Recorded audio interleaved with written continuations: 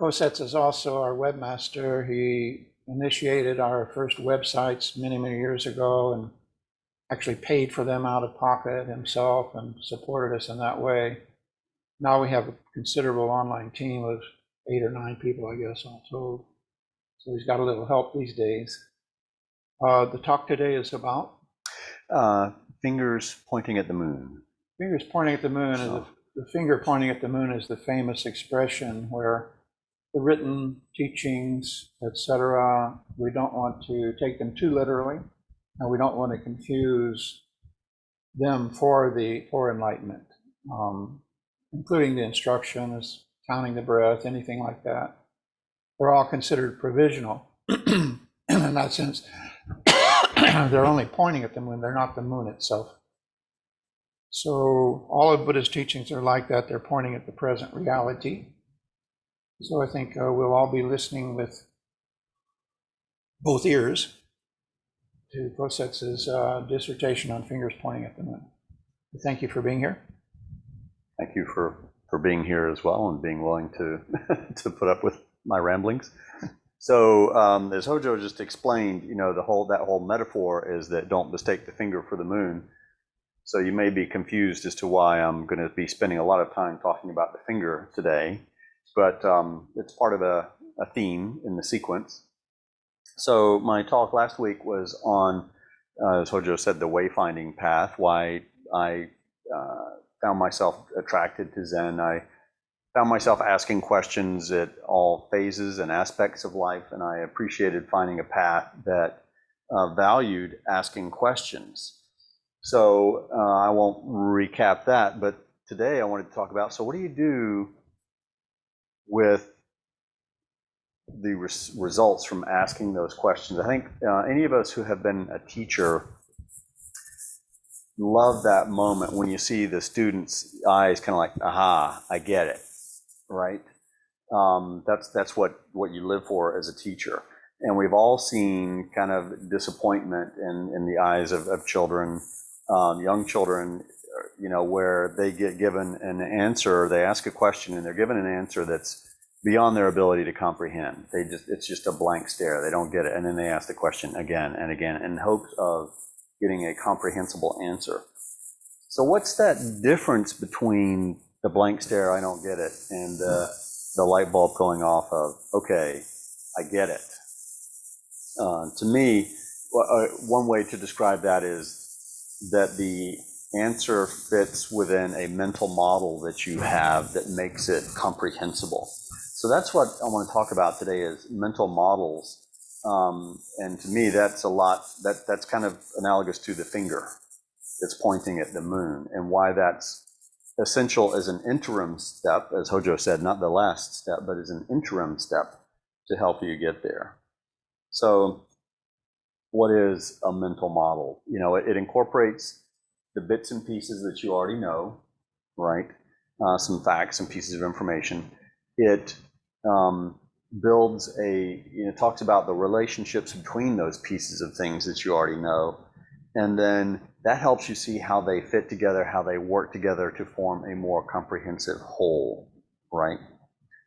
So, what can a mental model do for you? Well, we talked about, it can help give you that broader framework to work within. You can see where things fit. If you get an answer that was the missing piece, that's kind of that aha moment. It's like, okay, this piece fits right here in this bigger picture that I kind of already was forming. So I get it. So in that sense, it can help you identify gaps. If you like puzzles, my wife likes working on puzzles, you can see where there's a piece missing, right? Very easily when you've got the rest of it. So it can help with that.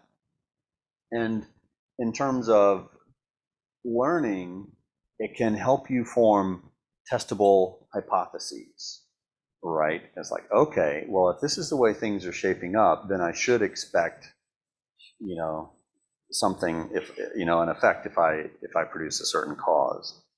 So why use mental models? Well, just to help us gain that kind of understanding. The finger pointing at the moon does help us find the moon and things like that, somebody else pointing is a key point. It, can help direct your attention, your awareness, your focus.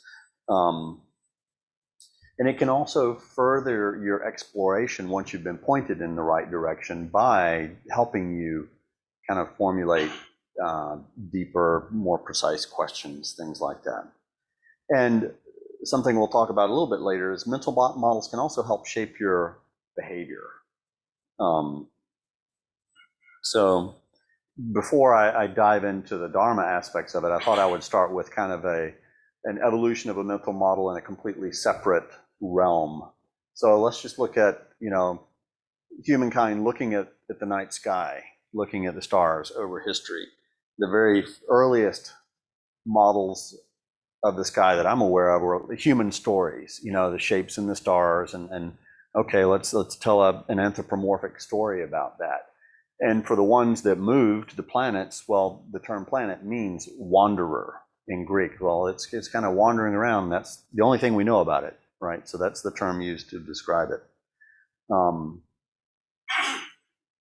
Laurel, oh, okay. I was just okay. That's curious. Right. So, and as history developed and we wanted a better understanding, Copernicus came up with a model of, well, let's kind of describe a series of circles sweeping out the sky. And this was because it was tied in with religion at the time. The God created the heavens. It works in perfection, and for some reason they judged circles as being perfect, so they said the bodies move in terms of circles. But as telescopes became better and we could make better observations, we said, those aren't quite perfect circles. So then they tried to keep imposing circles upon circles and what they called epicycles to describe the retrograde motion we'd see in the planets and things like that. And then a little time passed, and Johannes Kepler came up with a better model. He said, okay, I think elliptical orbits work. And he didn't have the mathematics, but he had kind of a geometric description of sweeping out equal areas at different parts of the ellipse. And it described the observed behavior very well. And then as time goes on, Isaac Newton came up with a mathematical formulation in which Kepler's model fit very well. And you can see this evolution of the model here. And now we get to the point with the mathematics that we get into that predictive nature. Okay, well, we can predict where a heavenly body will be at a certain point of time. And that worked really well for a couple of centuries. And then our observational methods got better and better and better. Again, our awareness, our understanding. And we started seeing some unexplained behaviors. Again, smaller, but still, as our eye of practice gets better, right? We can sense these things. Then we needed Einstein to come up with general relativity to explain those smaller deviations. So we tend to think that we're so smart, we've got it figured out now, we've got general relativity, we're done. But if these past many centuries have showed us anything, it's that these models evolve, right? So I would say we're not done. There's going to be another, mental model that's going to be even more precise.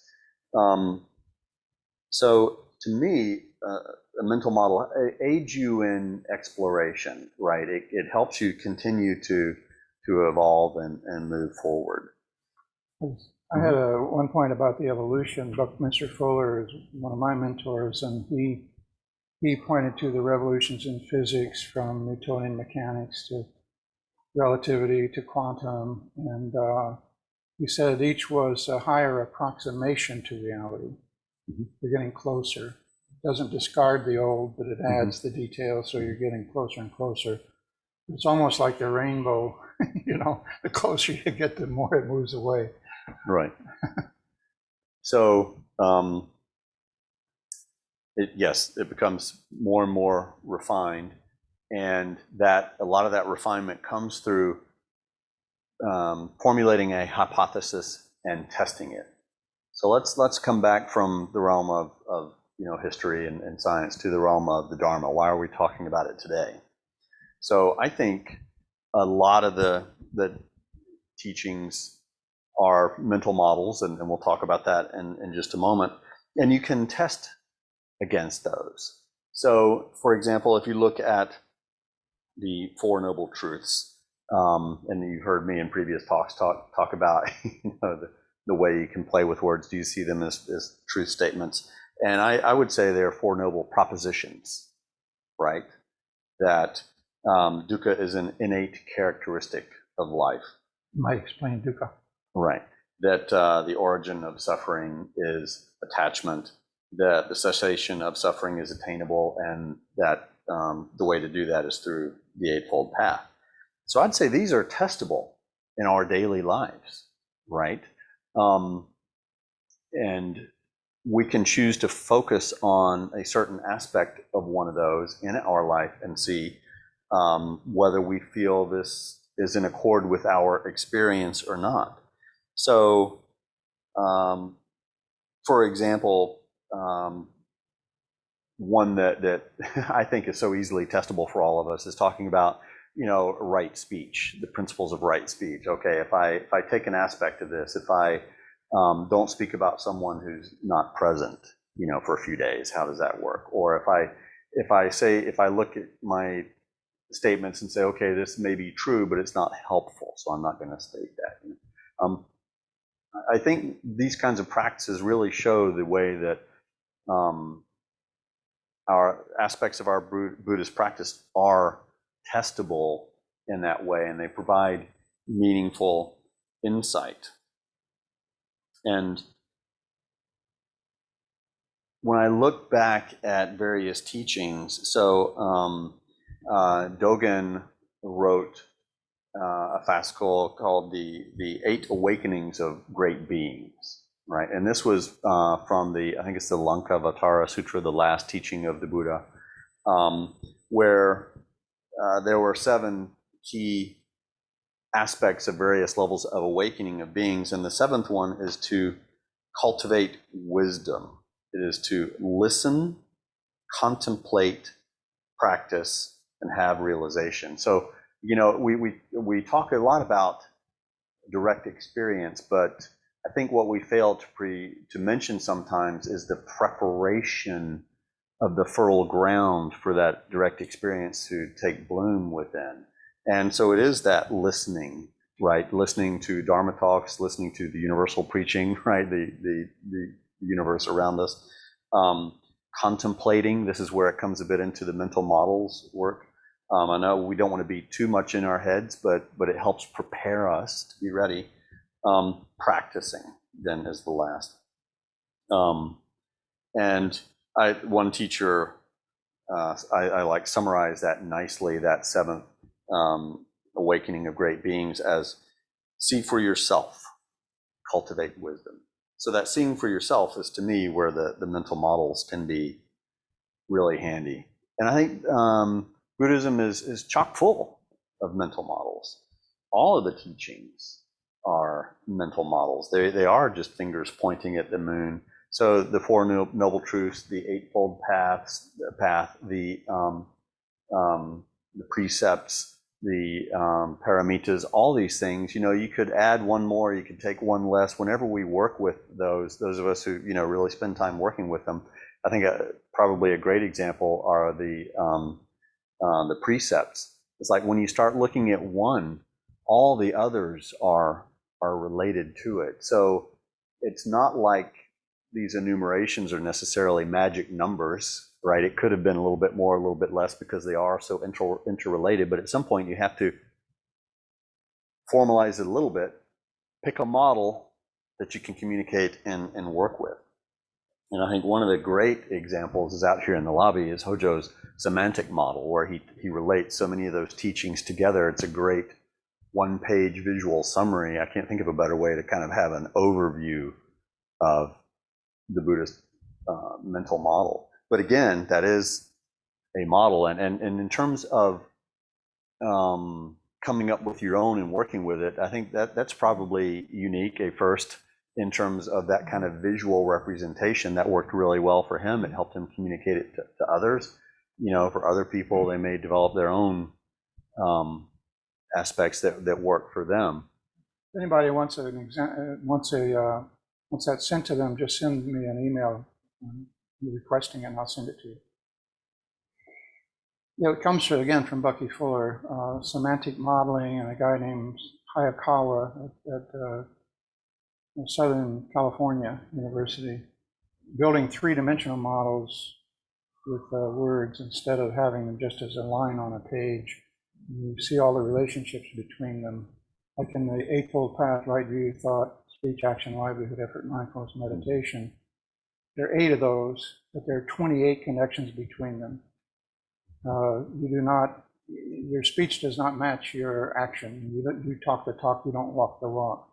So there are 28 of those kind of connections between all of the 8 dimensions of the Eightfold Path, but they're not clear until you see them modeled that way. So it gives you a mnemonic to remember them, which I think the enumeration was originally. Yes. 6 of these, 4 of that, 8 of that. The way of remembering the pre-print, pre-Gutenberg, right? So the three-dimensional models kind of implant this image in your mind, and it acts as a kind of mnemonic to help you remember. And the chart that I did also shows the connection between them. Like in every case, the 12-fold chain will have an element of the paramitas in it. It'll have an element of, so they all connect to each other. And I was just saying, I thought Ungan had a question there for a second, but it looks like he's thinking. I'm paying attention. He can't think without moving his hands. So, I think just in terms of using mental models to help structure your thoughts and understand them. So if people notice me looking at my lap here, what I've got is a mind map. It's just it's a visual model that I like for organizing my thoughts and working with, and different ways work for different people. That works really well for me. I think the Buddha was a huge fan of thinking about what model will work for which audience. There are passages in the sutra where Ananda asks him, "Why did you give this person that answer?" Well, I gave it to them because they did or did not have this level of awareness. They were or were not ready for this answer. If I gave them the answer I gave the other person, this person would be confused. He sometimes gave very long, complex answers. Sometimes it was very short, simple parables, like the parable of the arrow, right? Occasionally just golden silence. Or golden silence. So again, he was looking at what is this person ready for? What is their mental model? What do I think will resonate for them so that they get that aha moment, the light bulb going off. So I think that just as, I've kind of given a small example of, I like mind mapping, Hojo's example of his visual diagrams. I think we should all kind of experiment with mental models and what works for us. So I'm talking in kind of high levels about it this week. Next week, I'll go over one particular example that really worked for me, that just kind of, it developed over time in my head. And it may be a great flop in terms of a talk because it's my model and about one thing, it works for me. It may or may not resonate with the audience, we'll see.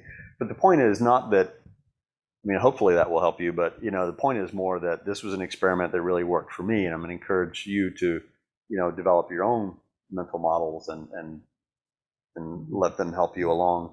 One of our exercises we recommend is just write your own version of the precepts in your own words. So another thing that mental models can be good for is helping you shape your behavior. And I think probably the best example for us are the paramitas, right? In terms of practicing generosity, ethics, endurance, perseverance, concentration, wisdom. And, as I think about this, when we are encountering daily life, it's kind of hard to go through all the enumerated lists and think about, okay, which applies here. But if you pull to mind an image of a personification, we're probably familiar with the phrase, or maybe it's a bit out of date now, but what would Jesus do, right? You should see that on bumper stickers and stuff. What would Buddha do? And I have found that it's like much easier to think about, okay, how would Buddha, or um, Kannon or something like that, one of the bodhisattvas, respond in this situation. That brings a kind of more immediate response to me than going through enumerated lists, right? What would Buddha do in this situation? And every once in a while, I like to dive into Shakespeare. I love some Shakespeare quotes, and I ran across this one recently. He said, in terms of letting models shape your behavior. Sorry, I'm forgetting to look over. It's hard when the audience is spread in a big arc. Shakespeare wrote, "Assume a virtue if you have it not, for use almost can change the stamp of nature." Which is, I guess, another way to say it today would be fake it till you make it, right? But it's the same kind of thing. So I've been kind of singing the praises of mental models here, but as Hojo said, we have to remember that all mental models at some point will fail, will break down. It's in the name model. A model is not the real thing. It's a representation, So, and why is that? Well, that's because reality is too complex for any model to completely represent it, right? We work with a model so that our finite human minds can work with it and help expand our mind and open our mind to be prepared for a direct experience. But because after all, Dharma gates are boundless, right? We're not going to have a model that captures all of them. I think also the ocean metaphor from Dogen, where he talks about what your ability to see is based on the eyes of your practice. What's the phrase? Your eye of practice. Your eye of practice, and I see that as the greater your eye of practice, the more of the world you can see. But again, that's why we call it practice. We need to practice to develop that capability, right? So the mental models help us practice, as long as we are aware that at some point we have to give it up. And I think the ultimate parable there is the parable of the raft, right? The teachings are the raft to get us to the other shore. But then once we're there, we no longer need the raft. We don't need to carry it with us. So that's what I wanted to say today, to just talk about the value of kind of being in our heads sometimes, I think sometimes, for limited purposes, to help prepare us for direct experience. So I will ask the first question upon question that occurred to me when you're speaking of we can't develop a comprehensive enough model to capture everything. And as a trained physicist, the first thing I thought of when you were saying that was the standard model in physics, which again has evolved from atomic mechanics or Newtonian mechanics into relatively quantum and so forth. And now I understand that what they're trying to do is pull together gravity into that model along with quantum and somehow find a connection. So in your mind, is that ever the sort of theory of everything? Is that ever going to be possible? I am torn on that subject. So in physics circles, it's kind of apocryphal. It was very commonly said that the more elegant a theory is, the more likely it is to be correct. And elegant often came down to simple, right? But I think, what we find is I don't know that anybody would call quantum mechanics simple, right? But it works. Again, you've always got to give the caveats within certain parameters, within a certain realm. I don't think we can say authoritatively that there will be one theory of everything. I think that's putting too much of our own desire and expectation of the way we think it should be on top. And it may not be. It may be that, yeah, we'll have to have kind of a, back to my craftsman metaphor, we may have to have a box of tools, different tools, to address these issues with, and we can only reduce it so far. You can't have one tool that does everything. I'm not going to impose my desire for elegance and simplicity on the universe to say there should be one unified theory. One final question from me, and then I'd like to go around the room and go online to see people raise their hand and unmute questions. Buddhism does not claim to expound a model of the reality separate from the observer. In other words, very personal. And the meaning of Buddha's enlightenment was it included him, his place in reality.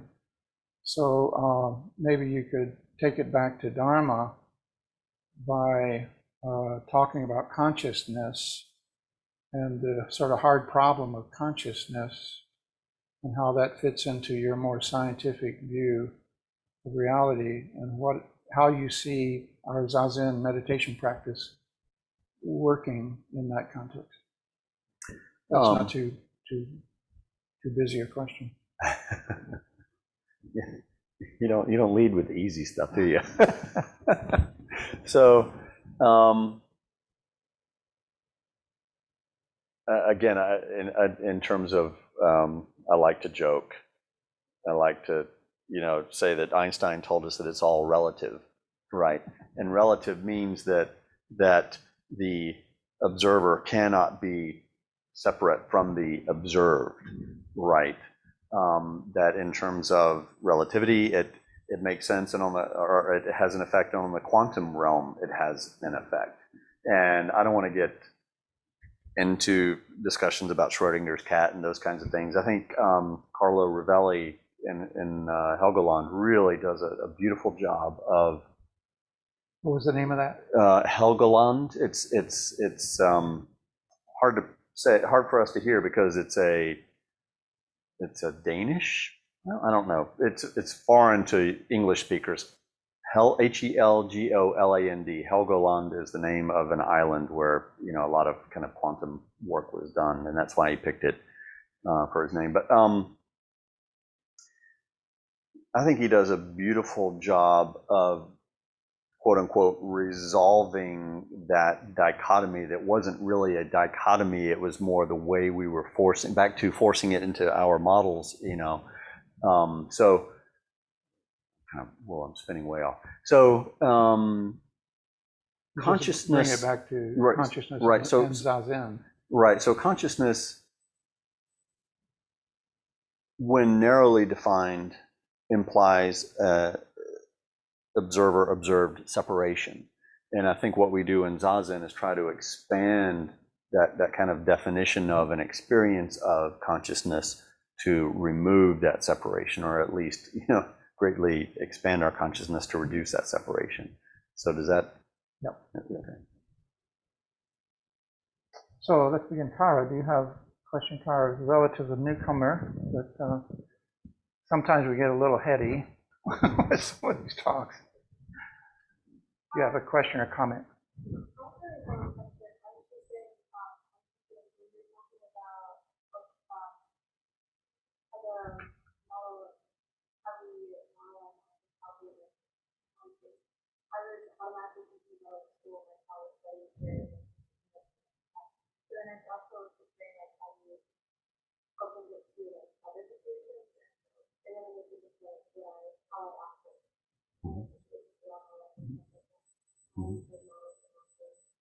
So can you recap the question? Yeah. So Kara was talking about. She thought it was quite interesting how we were talking about applying mental models to situations other than science. We kind of started with the science example, but also moved it into the Dharma and life examples. And I was talking about using the some of the Buddhist models in terms of helping to guide our daily life. To go back into a kind of a workplace or social situation. I don't know when I figured it out, but I felt like it took me a decade or two too long to figure it out. But it really helped me to adopt a model, so to speak, in terms of what is my role here? Am I an advisor to this client? Am I a coach or a mentor to this colleague? Kind of what am I doing here right now to be most effective in this engagement with this person right here, right now, as opposed to, we've all met people who are always stuck in one mode, whether it was appropriate to that situation or not. They're always a deeply philosophical teacher when, but the house is on fire. We need to do something now, not talk about it. So I don't know if that addresses your question or not, but I found that particularly helpful of what is my role here? What model should I be applying? That makes sense, Kyle. Okay. David, you can remove your mask. Yeah. What's your question? I just thought it was really interesting you were talking about the likelihood that those models we build will perfectly describe the world that resonated a lot with you. That's okay, just can't be a better one.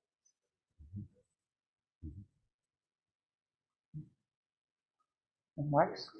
Wax. In terms of, I'm relatively new at it,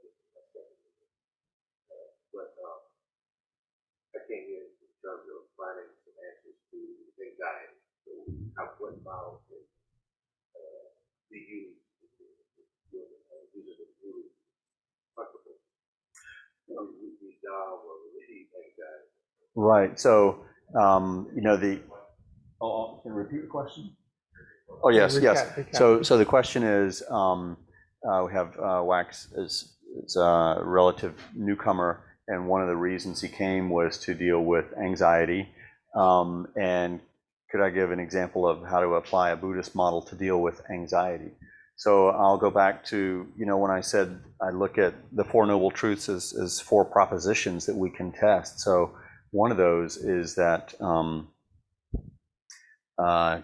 just to pick one. So the second one, in terms of a source of suffering, is our attachment to wanting things to be other than as they are. And I don't mean this to be dismissive of anxiety, but to say, in meditation, to kind of look at, okay, what is causing this anxiety? Is it attachment to something? And I don't mean a thing, but I mean attachment to safety, security, or so on. And again, I want to be careful not to try and do any, psychoanalysis or anything like that. And those types of issues can be difficult to address in meditation, but sometimes in small bits and pieces. I have found at times in my life with some things that were causing me some anxiety that, the meditation practice does help me see kind of that, well, why am I really anxious? Well, it's this, but why that? Because kind of peeling the layers. And I have found that we talk a lot about dropping off body and mind. I find layers of problems dropping off as I sit and make it easier to see some underlying causes. So I don't know if I'm answering your question or not, but okay. Thank you for asking in general, we think we start with physical balance, or jargon term samadhi. We sit upright and balanced, physical. Eventually, the body and mind cannot separate, so we become more emotionally balanced, less anxiety, more calm, just by sitting still long enough. And then mentally, more clear, less confusion, more clarity, particularly about the teachings of Buddhism, what they're pointing at. And eventually social samadhi, balance, less friction and conflict between us and others. Because you have to become very patient with yourself on the cushion, because you want to run out of the room most of the time. Once you become patient with yourself, then you have the ability to be patient with others. So it's a very physical approach.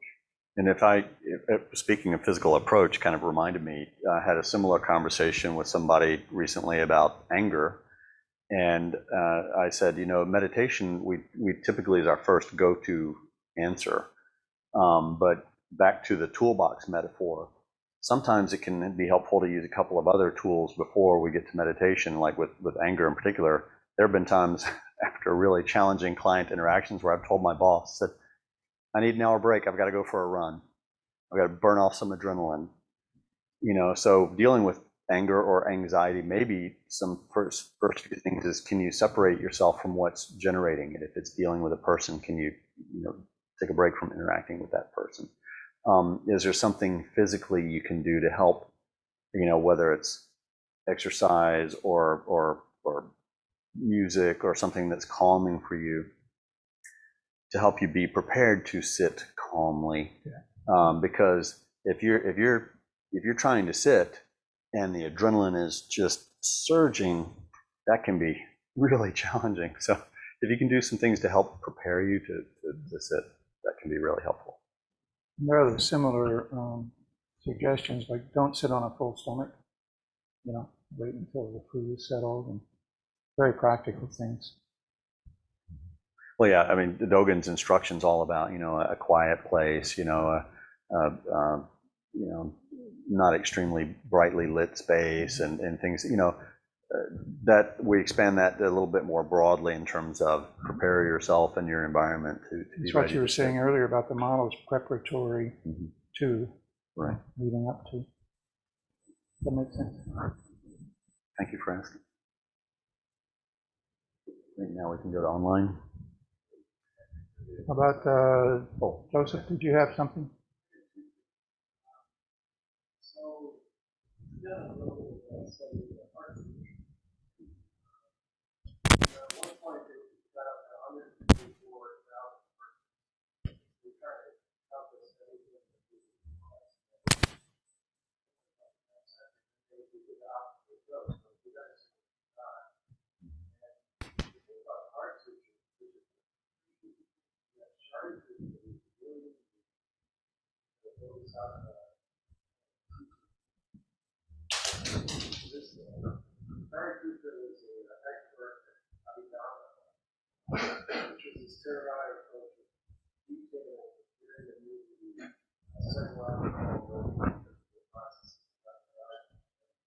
Very helpful. But in the Heart Sutra, it's being told there is nothing. We've got all these mental models, these urban systems, models. We go around the consciousness, we go around the sight, all these things. Then he tells you there's no cause, no spiritual. Obviously, we all have. No path, no attainment. Yeah. But what he's saying is, don't take it so seriously. You can get it all figured out. Can anybody online hear? Oh, They cannot okay. hear. So do we have a mic over there? I think that's what Laurel was working on. Oh, okay. Sorry about that, guys. So you have to go through that all over again. Well, he's talking about the emptiness of this and that and this and that.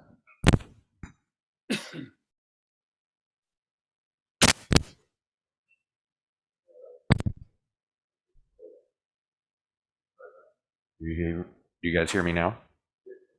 Yeah. Oh, wait a minute. Well, but they were shaking their head no. Can you hear Laurel? Can you hear me? Online. Online. No. Okay, yes. Okay, yeah. Heads are going up and down.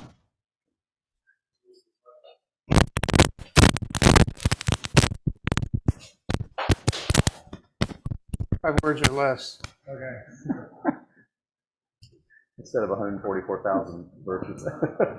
Yeah, so I was saying two quick things. The first is on the Heart Sutra.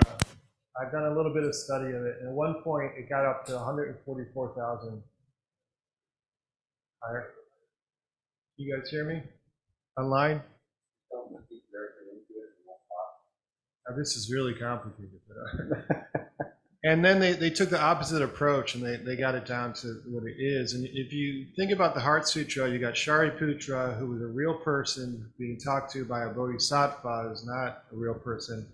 And Shariputra was actually a master of Abhidharma, which is these mental models that were developed 3rd century, 4th century. They're very sophisticated models of how the body, the mind, the emotions, it's like a flow chart, how they react to each other. And they're very useful, actually. They're useful for psychology, anxiety, concentration. But then this bodhisattva is saying, they don't exist. There's no realm of mind consciousness. There's no realm of sight. There's no ears, no eyes, no nose. Again, obviously we have ears, eyes, and nose, but I think what the bodhisattva is saying, get rid of these you can use these mental models, but don't believe that they're the truth. You don't even believe that your eyes and ears and nose are the truth. They'll deceive you as much as anything else.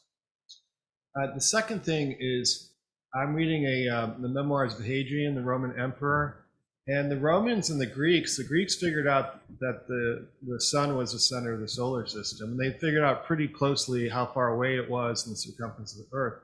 So I think in Western culture, we have this idea that we keep getting better and better and better all the time. We're just always getting better, but we lose stuff, and there are dark ages, and people get stuff, including Bodhidharma, and then they lose it. We lose it, This idea that we're always getting better mental models, they just keep getting always better. I think that's false. I think we lose stuff, they disappear, they have to be rediscovered, So that's what I got.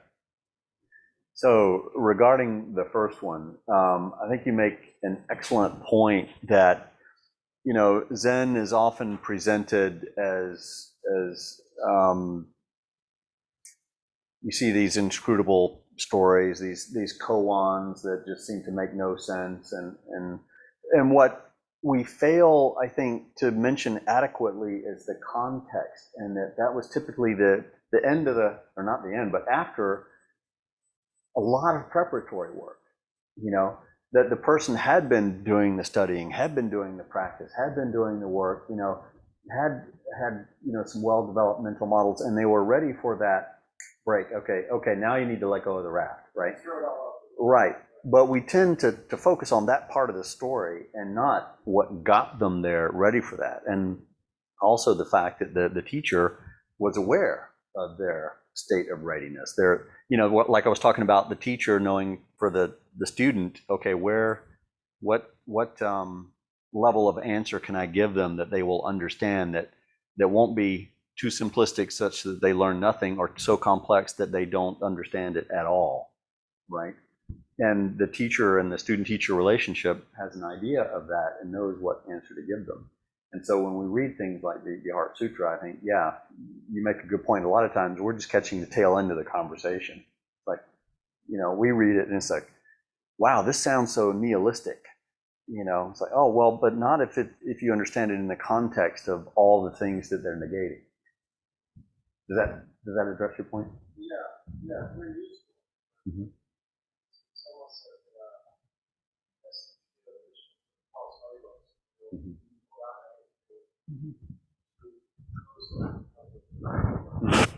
Yeah.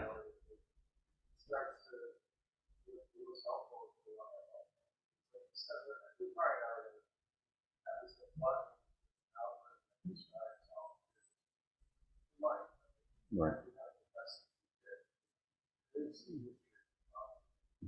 And go ahead.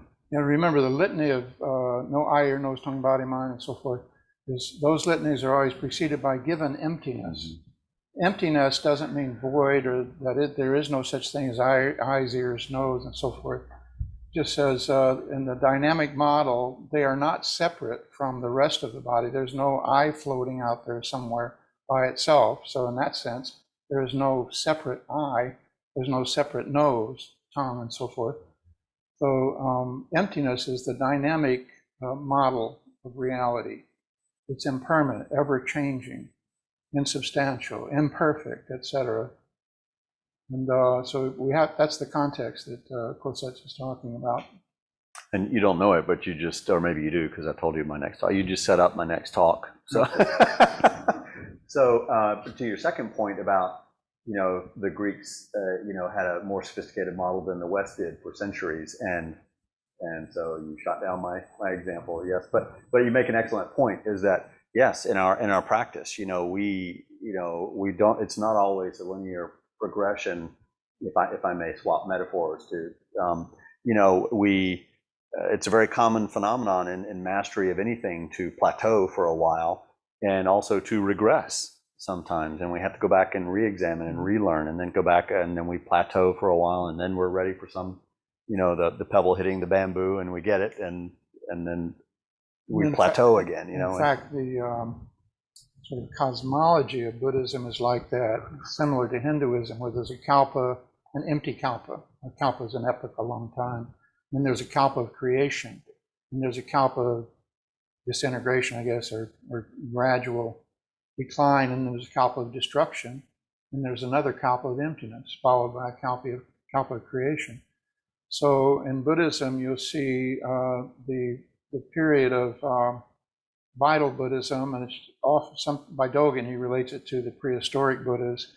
And then there's the semblance of Buddhism, which comes into Shakyamuni at the beginning of that. Now we're in the semblance of Buddhism, and the decline of Buddhism is coming.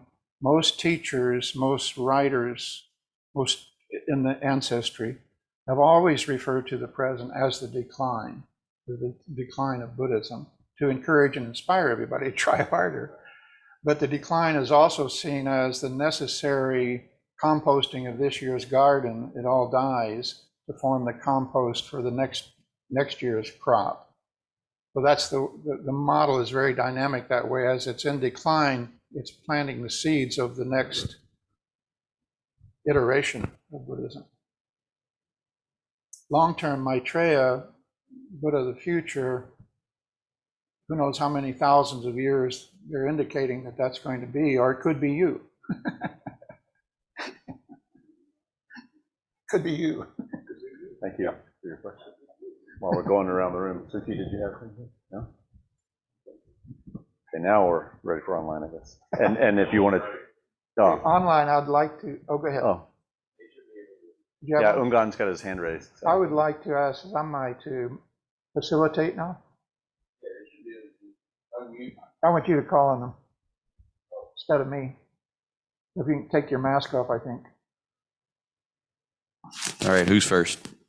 I think I see Ungan's hand, Go ahead, and Ungan. I see something in the chat, but I don't know who said what. So maybe there's a question in the chat. Unmute yourself. Yeah, you gotta unmute yourself, and then you should be able to speak. Am I on? Yes, we can hear you now. Well, I just can't resist it. My apologies in advance, but Randy, thank you very much for your talk. I got to get a word in on the Heart Sutra. The original word used in the Heart Sutra was not emptiness, it was sunyata. And that being translated as emptiness is much too simplistic. Sunyata is a concept that things are exactly as they appear, but they are only appearances. They have no permanent essence. They're temporary and will go away. So that's my observation. Now I've got a hypothesis for you to test. Us psychology majors aren't too used to using those kind of terms, but these models, the intellectual models, are wonderful. But what we're trying to achieve, correct, is reduction in the suffering in life, or more compassionate behavior. So my hypothesis is that to get from this model, this intellectual model, to compassionate behavior involves contemplation and meditation. And that takes it into a deeper level within you, into a more intuitive level than this intellectual model that we started with. And so how do you react to my hypothesis?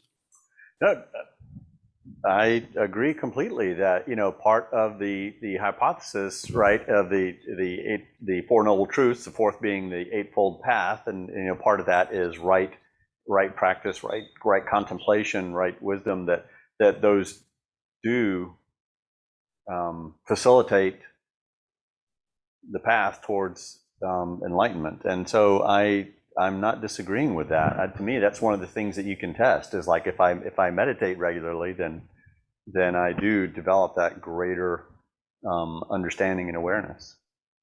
Let me add to that, all the teachings of Buddhism are provisional, in that they are referred to as skillful means or expedient means, and they're only attempts, including the models that the various teachers have constructed over time, They're only meant to help you get, so think of them as the map. They're not the territory, but they're to enable you to enter the territory. And once you enter the territory, Thank you. maybe you don't need the map. Thank you. John, Yeah, don't forget to mute. Thank you, Randy. This is an extremely stimulating presentation for me. I just want to make a few comments. There won't be any question marks, but I am looking for how it lands with you, Randy, Hojo, the rest of you. I am a model meaning making machine. Hey, I heard a little Shakespeare, so I thought I'd throw that in as well. And what that means for me, when I sit,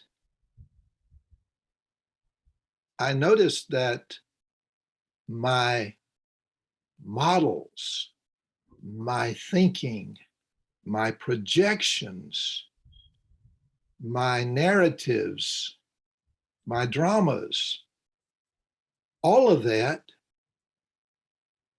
in the clarifying, sitting, all of that tends to soften up, tends to become more transparently not the reality that I've taken them to be and lived inside of.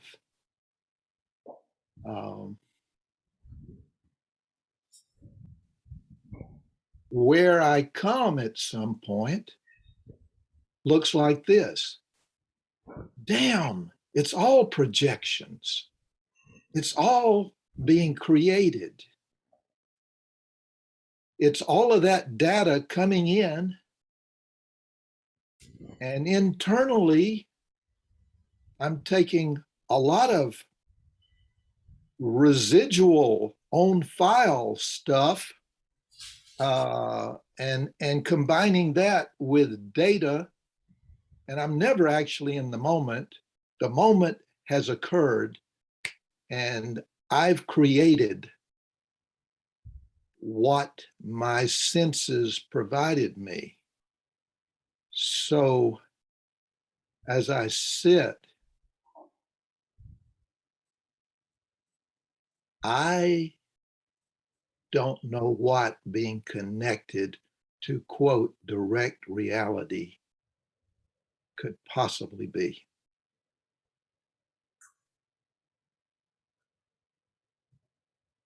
I don't disagree with that at all. I think, I mean, that's what all the masters have been telling us, right? All the ancestors, is that you cannot describe being connected to reality. You know, all the things that I was talking about today are just groundwork, you know, hoeing the garden, you know, putting in some fertilizer, compost, things like that, to prepare yourself. But yes, you know, to be fully immersed in reality, that's your experience, is yours alone and uniquely, and you cannot describe that. I mean, so I'm a resounding agreement with your summary statement there. A follow-up is that it appears that we're all in the same room in conversation, yet at some intuitive level, there are 9 or 15 or ever how many present realities occurring simultaneously.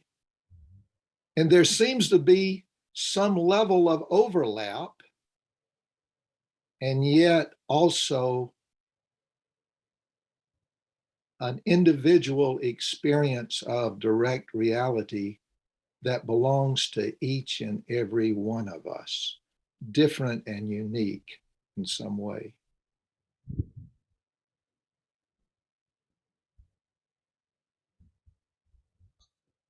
Yep, your space-time axis goes from the top of your head down through your spine, and mine goes through mine. Matsuo Kuroshi used to say, your enlightenment is yours and mine is mine. I can't get yours and you can't get mine. We're all in different time zones too these days. While earlier on, when Randy was talking, he started choking a little bit or something in some of his words, and I started to say, hey, you're breaking up, because he's in the same room. I tend to go too fast and swallow my words sometimes. Online now, we start breaking up like that. It's in the transmission somewhere. Funny. Laura, was the chat's been up for a while. Was there a question in the chat? Oh, okay. In that case, then I see Katsuryu's hand. Good morning. It's still morning out here. Thank you, Randy, for your talk. I'm not a scientific-minded person, and it was good to hear your calm explanation of the value of models. It got me to thinking about my field of psychotherapy and how models in that field have evolved over the last over 100 years, beginning with Freud. And so there's, and the same thing is taught in this, in psychology too, that this is just a model. It will change of how we're viewing people. And people, that's one of the problems with the field. You have so many models to choose from in terms of the kind of therapy that you're going to do. But another thing I wanted to mention is, I think this is why, this is something about Dogen.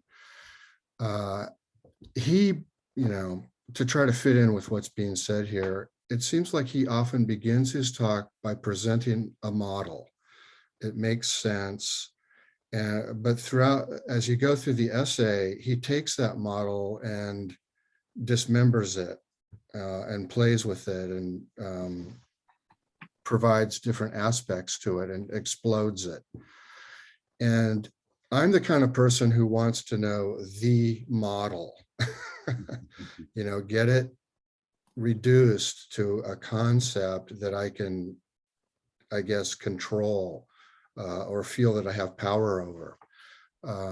So that's kind of some of the emotional, I think, pulls of the model approach that you're talking about. That's all I wanted to say. Thank you. I agree. It can be a trap, right? You can get attached to a particular model, and there's been times with myself, and I've seen it with others, where they're pushing a model too far. They're trying to apply it in places where it doesn't work, but they're trying to apply it because that's what they're comfortable with. That's what they know, right? And so, I love my toolbox metaphor, and I think it applies to models as well. Different models to apply to different situations. From your perspective, I'd be curious to hear your thoughts on my comment where, I would apply different models in terms of what's my role right here. I'm in the client consultant role, or I'm in the parent-child role, or, I find that very helpful, but maybe that's too rigid an approach. I don't know. No, we have to do the same thing. And this is where I think the overlap with Buddhism occurred for me in therapy. My role is basically to do something that this person finds to be helpful, that moves us towards calm, understanding, patience with oneself, hope, by being with that person as they sort of struggle with fear, isolation, usually also confusion. So I look at it like that. And one term that's used in psychology is kind of the therapist holds the space for the client.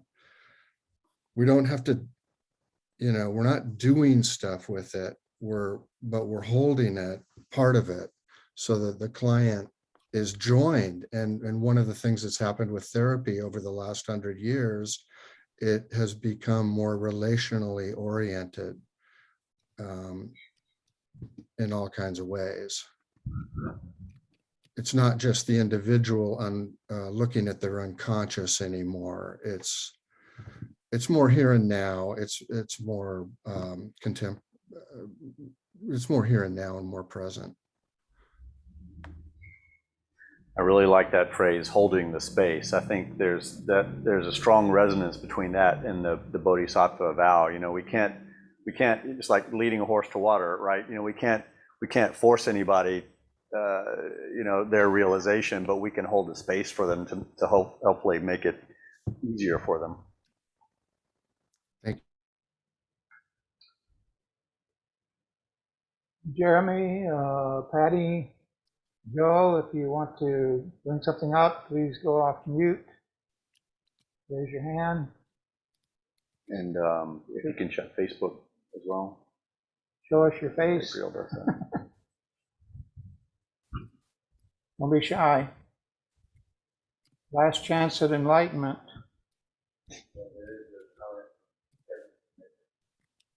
There's a comment from Kevin Shoemaker. Can everyone still hear me? Hear what Kevin has to say. He said, you're running up against a core Cartesian, him and his long words, epistemological problem. Yeah. If we fundamentally distrust our senses, it's not that we perceive different realities that overlap, but ultimately we do not know if there is an overlap. Is there an escape from this conundrum? Wow, I wish I could read. Can you read through it again one more time? Yeah. You can skip the Cartesian epistemology part. If we fundamentally distrust our senses, it's not that we perceive different realities that overlap, but ultimately we do not know if there is overlap. Is there an escape from this conundrum? I think so. So a couple of things here. I wouldn't say that we distrust our senses. It's that we realize the limitation of our senses. And then, talking about overlaps, I think that is a core realization, is that it's not so much overlap as an interrelatedness, although you could see that as an overlap. But I think, that's a fundamental teaching of Buddhism, is that there's not a strict separation, right? So whether you look at it as an overlap or a complete meshing, overlap implies distinctness, and that's something that we're saying is not as real as we think it is. If there were no overlap between conscious beings, you could never have anyone come to accord to the same understanding. There were the two famous Dharma brothers talking about emptiness, and one's demonstrating grasping the air. The other guy hooks his fingers in his nostrils and yanks, which causes great pain, of course. So if that's emptiness, where does the pain come from? That's the overlap. Well, I think that if we don't have, I think that's been our problem from the beginning. If we think we're individually, that we're our own universe, and we don't affect everything around us until we realize that I think that's the Great Awakening, right? Is that we realize that we are affecting everything with our actions. What's the parable of, you say something, harsh, the sword in the sand or something, or the sword in the water. It was Matsuoka. It was probably an old Chinese saying, anger, which back to the discussion of anger. He said, feeling anger or thinking an angry thought is like cutting water with a knife, leaving no trace. But speaking out of anger creates a groove in the sand. It's like cutting a groove in the sand. It takes a long time for the wind to smooth over. acting out of anger is like cutting stone. It takes forever for the scar to wear away.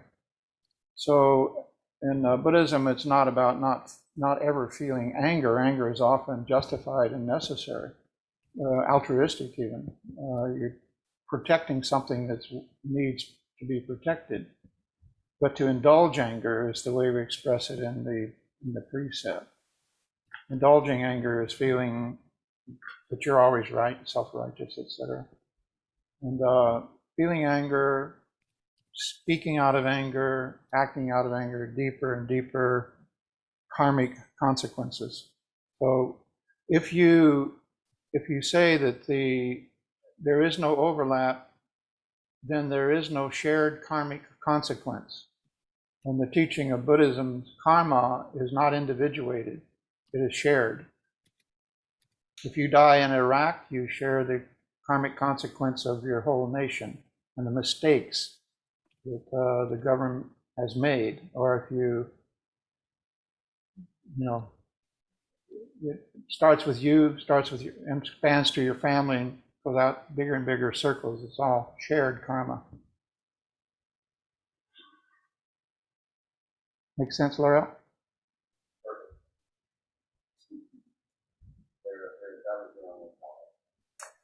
Okay. Thank you, Kevin.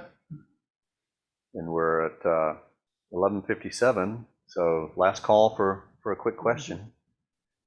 Should we do the closing? Oh, I see Shikaku's hand up. Of course, Sensei, you're not going to get away without a comment from me. I have an entire page of thoughts, so I appreciate. Sorry? I said you got 2 minutes.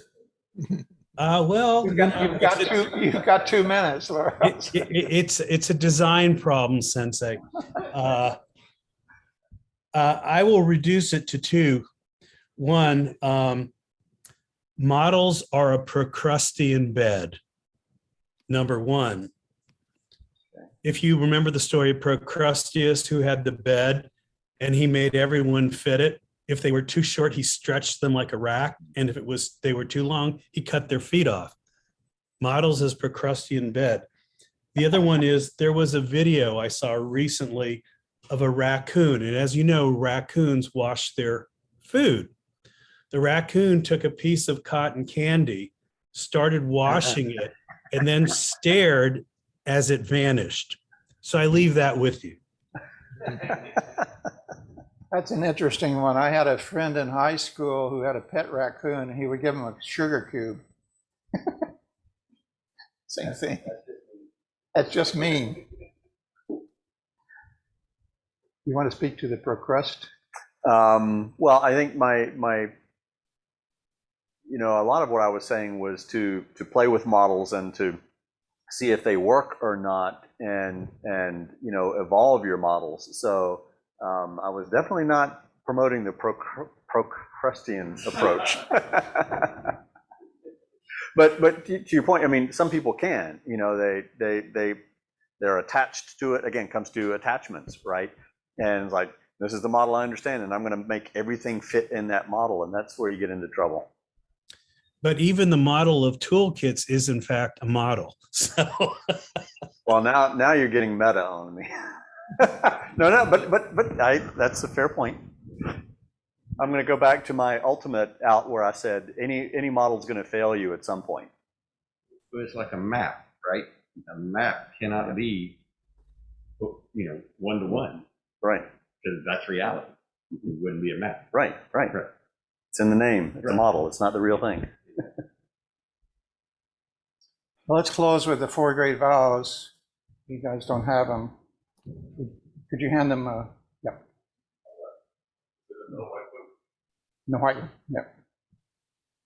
And I'm sorry, one of you got the wrong thing. You got the meal chant card, so that wasn't very helpful for you during the earlier. Give one to X. I put it back in the dining room, so that won't happen again. I hope. think it's on the. Yeah.